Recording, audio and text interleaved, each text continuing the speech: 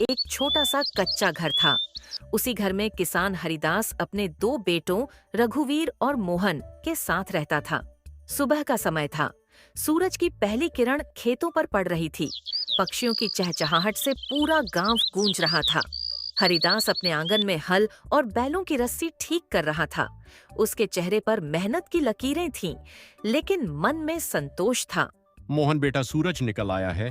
खेत पर चलने का समय हो गया। जी बाबूजी, मैं तैयार हूँ। पानी की मशक भी भर ली है। शाबाश बेटा, यही लगन आदमी को बड़ा बनाती है। अरे बाबूजी, इतनी भी क्या जल्दी है? अभी तो रात जैसे लग रही है। मेहनत मेहनत मेहनत, क्या जिंदगी भर बस यही करना है? कभी आराम भी तो होना चाहिए। भैया, खेत हमारा सहारा है। अगर हम मेहनत नहीं करेंगे तो घर कैसे चलेगा? तू तो हमेशा बाबूजी की हाँ में हाँ मिलाता रहता है। जरा बड़ा सोच मोहन, मुझे बड़ा आदमी बनना है, ढेर सारा पैसा कमाना है। इस छोटे से गांव में जिंदगी गुजारना मुझे मंजूर नहीं। बेटा, बड़ा आदमी बनने के लिए पहले बड़ा दिल चाहिए। पैसा मेहनत से कमाया जाए तो ही सुख देता है। रघुवीर चुप तो हो गया, लेकिन उसके मन में असंतोष भरा था। तीनों खेत पर पहुंचे। हल चलाने का काम शुरू हुआ। मोहन बैलों को संभालता, पसीना पोंछता और पूरी लगन से काम करता। हरिदास उसे देखकर खुश होता। मोहन बेटा, तू सच में मेरा सहारा है। बाबूजी, ये खेत आपका है, हमारा है। इसकी देखभाल करना मेरा कर्तव्य है। दूसरी ओर रघुवीर कुछ देर काम करता, फिर थककर पेड़ की छाया में बैठ जाता। इतनी मेहनत करने से क्या मिलेगा? थोड़ा सा अनाज? अगर हमारे पास ज्यादा जमीन होती या शहर में कोई दुकान होती तो मजा आ जाता। जमीन छोटी हो या बड़ी, मेहनत से ही फल देती है। जो मेहनत से भागता है वह भाग्य को भी खो देता है। एक दिन मैं इस गरीबी से बाहर निकल कर दिखाऊंगा। शाम को जब वे घर लौटे तो रास्ते में एक बूढ़ी अम्मा दिखाई दी। उनके सिर पर लकड़ियों का भारी गट्ठर था। वे थक कर बैठ गई थीं। अम्मा, दीजिए मैं उठाकर आपके घर तक छोड़ दूं। बेटा, भगवान तुझे खुश रखे। मोहन, तू हर किसी की मदद करता रहता है, इससे क्या फायदा? भैया, दूसरों की मदद करने से मन को सुकून मिलता है।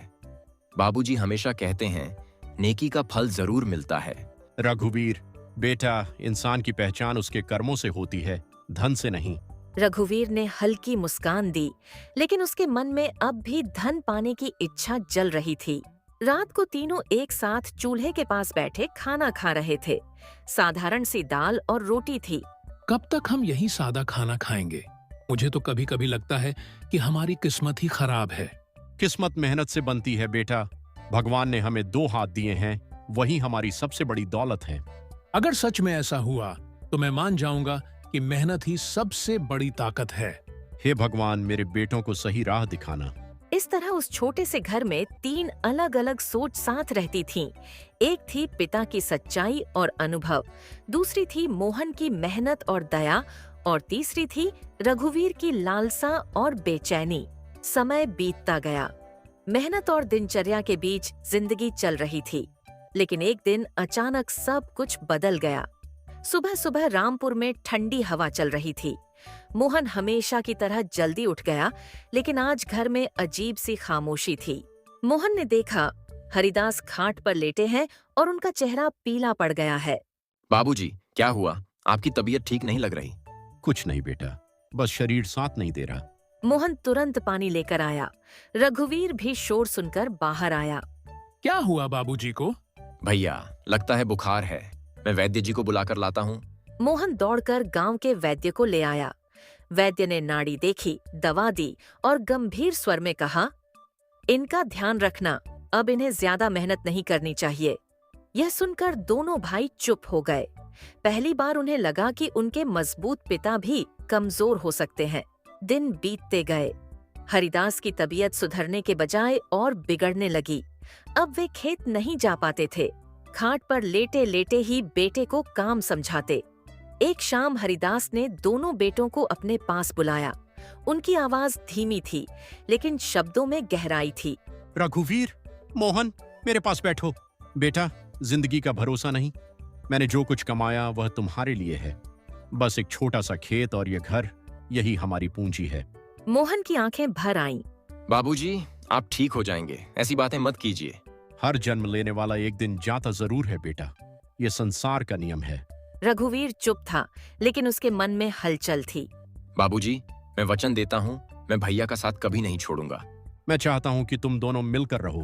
खेत को बांटना मत, साथ मिलकर मेहनत करना। याद रखना, भाईचारा सबसे बड़ी ताकत है। और तू रघुवीर? जी बाबूजी, मैं भी कोशिश करूंगा। कोशिश नहीं, वचन दे बेटा। वचन देता हूँ। उस रात आकाश में बादल छाए हुए थे। घर में सन्नाटा था। हरिदास ने मोहन का हाथ पकड़ा। बेटा, मेहनत से कभी मत भागना और रघुवीर का ख्याल रखना। उसका दिल बुरा नहीं, बस समझ कम है। बाबूजी, हरिदास ने फिर रघुवीर को बुलाया। रघुवीर, धन के पीछे मत भागना, सच्चाई और परिवार को मत खोना। मुझे माफ कर दीजिए बाबूजी, अगर कभी मैंने आपकी बात नहीं मानी। भगवान तुम्हें खुश रखे। और धीरे धीरे उनकी सांसें थम गईं। घर में मातम छा गया। कुछ दिनों बाद अंतिम संस्कार और रस्में पूरी हुईं। अब घर में खालीपन था। एक शाम रघुवीर ने गंभीर स्वर में कहा, मोहन, अब हमें संपत्ति का बंटवारा कर लेना चाहिए। भैया, अभी बाबूजी को गए कुछ ही दिन हुए हैं। मैं जानता हूँ, लेकिन जिंदगी आगे बढ़ती है। अगर हम अलग अलग जिम्मेदारी संभालेंगे तो बेहतर रहेगा। भैया, बाबूजी ने कहा था कि खेत को मत बांटना। वह उनकी इच्छा थी, लेकिन अब हालात अलग हैं। मैं बड़ा हूँ, मुझे अपना हिस्सा चाहिए। अगर यही आपकी इच्छा है तो मुझे मंजूर है। आप जो सही समझें वही कीजिए। गांव के मुखिया को बुलाया गया। जमीन नापी गई। रघुवीर ने चालाकी से उपजाऊ और सिंचाई वाले हिस्से को अपने नाम करवा लिया। मोहन को दूर का छोटा और बंजर खेत मिला। मोहन, तुम्हें कोई आपत्ति तो नहीं? नहीं काका, मुझे मेहनत पर भरोसा है। रघुवीर ने राहत की सांस ली, लेकिन मन के किसी कोने में अपराध बोध भी था। रात को जब दोनों अपने अपने हिस्से के बारे में सोच रहे थे, तो घर में अजीब सी दूरी आ गई थी। हाँ, घर तो एक ही रहेगा, लेकिन दोनों के बीच एक अदृश्य दीवार खड़ी हो चुकी थी। भैया, हम अलग खेत में काम करेंगे, लेकिन घर तो एक ही रहेगा ना? बाबूजी, मैं आपका वचन निभाऊंगा। अब मुझे साबित करना है कि मैं सही था। बंटवारे के कुछ ही दिनों बाद मोहन अपने हिस्से के खेत को देखने गया। खेत गांव से थोड़ा दूर था। जमीन खड़ी और फटी हुई थी। जगह जगह पत्थर और झाड़ियां उगी थीं। मोहन ने गहरी सांस ली। तो यही है मेरी किस्मत। बाबूजी, आपने कहा था मेहनत से भागना मत। मैं हार नहीं मानूंगा। भैया, जमीन चाहे जैसी हो, अगर हम उसे अपना समझकर मेहनत करें तो वह फल जरूर देती है। अगले ही दिन सूरज निकलने से पहले मोहन अपने खेत पर पहुंच गया। हाथ में कुदाल और फावड़ा था। पहले इन पत्थरों को हटाना होगा, फिर मिट्टी को नरम बनाना होगा। वह घंटों झुक झुक कर पत्थर निकालता रहा। पसीना उसके माथे से टपक रहा था। दोपहर तक वह थक चुका था। तभी गांव के बुजुर्ग रामू काका वहां से गुजरे। रामू काका, अरे मोहन, इस बंजर जमीन में क्या ढूंढ रहा है? काका, उम्मीद बो रहा हूँ। अगर सच में मेहनत करेगा तो यह जमीन भी तेरे साथ देगी। मिट्टी में गोबर और खाद डालना, पानी का इंतजाम करना, धीरे धीरे सुधार होगा। धन्यवाद काका, आपकी सलाह ही मेरी ताकत है। अगले कई हफ्तों तक मोहन रोज सुबह शाम खेत पर काम करता। वह गांव के घरों से गोबर इकट्ठा करता, खाद बनाता और मिट्टी में मिलाता। कभी वह तालाब से पानी भरकर लाता, कभी नहर से छोटी नाली बनाकर पानी खेत तक पहुंचाने की कोशिश करता। एक दिन रघुवीर उसे पानी की मशक ढोते देख बोला, इतनी मेहनत क्यों कर रहा है? आखिर मिलेगा क्या? भैया, आज मेहनत है, कल फसल होगी। कुछ समय बाद आसमान में बादल छाए। पहली बारिश की बूंदें जमीन पर गिरीं। मोहन खेत में खड़ा होकर बारिश में भीग रहा था। धन्यवाद भगवान, अब मेरी मेहनत रंग लाएगी। बारिश के बाद मिट्टी थोड़ी नरम हो गई। मोहन ने बीज बोए, चना और गेहूं। हर रोज वह पौधों को देखने आता। छोटे छोटे अंकुर मिट्टी से बाहर झांकने लगे। मोहन खुशी से चिल्लाया। रामू काका ने दूर से देखा और बोले, शाबाश बेटा, तेरी लगन ने कमाल कर दिया। कुछ महीनों बाद वही बंजर जमीन हरे भरे पौधों से भर गई। खेत लहलहाने लगा। गांव के लोग देखने आने लगे। एक किसान बोला, ये वही खेत है जो पहले सूखा पड़ा था? दूसरा बोला, मोहन ने सच में चमत्कार कर दिया। रघुवीर भी देखने आया। उसके चेहरे पर आश्चर्य था। रघुवीर, यह कैसे संभव है? भैया, बस मेहनत और धैर्य। रघुवीर कुछ पल चुप रहा। शायद बाबूजी सही कहते थे। जब कटाई का समय आया तो मोहन की फसल उम्मीद से ज्यादा निकली। अनाज के ढेर लग गए। मोहन ने सबसे पहले मंदिर जाकर धन्यवाद दिया, फिर घर आकर रघुवीर के सामने बोला, भैया, यह हमारी पहली जीत है। आप भी साथ चलिए, हम मिलकर आगे और मेहनत करेंगे। रघुवीर की आंखें नम हो गईं। मोहन, मैंने तेरा मजाक उड़ाया था, लेकिन तूने साबित कर दिया कि मेहनत से बंजर जमीन भी सोना उगल सकती है। भैया, यह जीत सिर्फ मेरी नहीं, बाबूजी की सीख की जीत है। मोहन मुस्कुराया। दोनों भाई पहली बार दिल से एक दूसरे के करीब आए। मोहन की मेहनत से खेत हरा भरा हो चुका था। घर में पहली बार खुशियों की लहर थी, लेकिन प्रकृति की अपनी ही चाल होती है। अगले साल गर्मी कुछ ज्यादा ही लंबी हो गई। रामपुर में आसमान कई दिनों से बिल्कुल साफ था, न बादल न ठंडी हवा। धरती तवे की तरह तप रही थी। तालाब का पानी घटने लगा, कुएं की दीवारें सूखने लगीं। गांव के चौपाल में लोग इकट्ठा थे। रामू काका बोले, अगर इस हफ्ते बारिश नहीं हुई तो फसल बचाना मुश्किल हो जाएगा। रघुवीर आत्मविश्वास से बोला, मेरे खेत में तो अच्छी फसल खड़ी है, इतना भी क्या डरना। एक बुजुर्ग किसान ने समझाया, बेटा, सूखा अमीर गरीब नहीं देखता, पानी ही जीवन है। रघुवीर के खेत में उस साल गेहूं और सरसों की अच्छी फसल लगी थी। वह अक्सर मोहन से कहता, देखा, उपजाऊ जमीन का फायदा, बिना ज्यादा मेहनत के भी फसल लहलहा रही है। मोहन शांत स्वर में जवाब देता, भैया, अभी समय है, पानी का इंतजाम कर लीजिए। रघुवीर हंस देता। इतनी चिंता मत किया कर मोहन, बारिश अपने समय पर आएगी। दिन बीतते गए, सूरज की तपिश बढ़ती गई, खेतों की मिट्टी में दरारें पड़ने लगीं। एक सुबह रघुवीर खेत पर पहुंचा तो उसके चेहरे का रंग उड़ गया। हरी भरी फसल पीली पड़ चुकी थी, पत्तियां झुक गई थीं। रघुवीर घबराकर, यह क्या हो गया? उसने मिट्टी को हाथ से छुआ। वह बिल्कुल सूखी थी। वह दौड़ता हुआ घर आया। मोहन, मेरा खेत सूख रहा है। मोहन तुरंत उसके साथ गया। उसने खेत देखा और बोला, भैया, मैंने पहले ही कहा था, पानी का इंतजाम करना चाहिए था। रघुवीर ने बेचैनी से कहा, अब क्या करें? अगर फसल नष्ट हो गई तो हम बर्बाद हो जाएंगे। तालाब में अभी थोड़ा पानी है, हम मिलकर नाली बना सकते हैं। रघुवीर थका हुआ था, लेकिन अब उसके पास कोई और रास्ता नहीं था। दोनों भाई फावड़े लेकर जुट गए। धूप तेज थी, पसीना आंखों में जा रहा था। रघुवीर थक कर, मैंने कभी इतना कठिन काम नहीं किया। भैया, अभी भी देर नहीं हुई, मेहनत करेंगे तो कुछ फसल बच जाएगी। लेकिन तालाब का पानी भी बहुत कम था। जब तक नाली तैयार हुई, तब तक आधी फसल सूख चुकी थी। कुछ ही दिनों में रघुवीर का खेत लगभग बर्बाद हो गया। गांव वाले सहानुभूति से बोले, रघुवीर, हमने कहा था ना, पानी का इंतजाम पहले करना चाहिए था। रघुवीर चुप था। उसका घमंड अब टूट चुका था। रात को वह आंगन में बैठा था, सिर झुका हुआ था। रघुवीर, मोहन, मैं हार गया। मैंने घमंड किया, बाबूजी की बात नहीं मानी। भैया, हार जीत जीवन का हिस्सा है। असली जीत तब है जब हम अपनी गलती से सीखें। मैंने हमेशा आसान रास्ता चुना, तूने कठिन रास्ता चुना और जीत गया। भैया, जीत मेरी नहीं, सीख की है।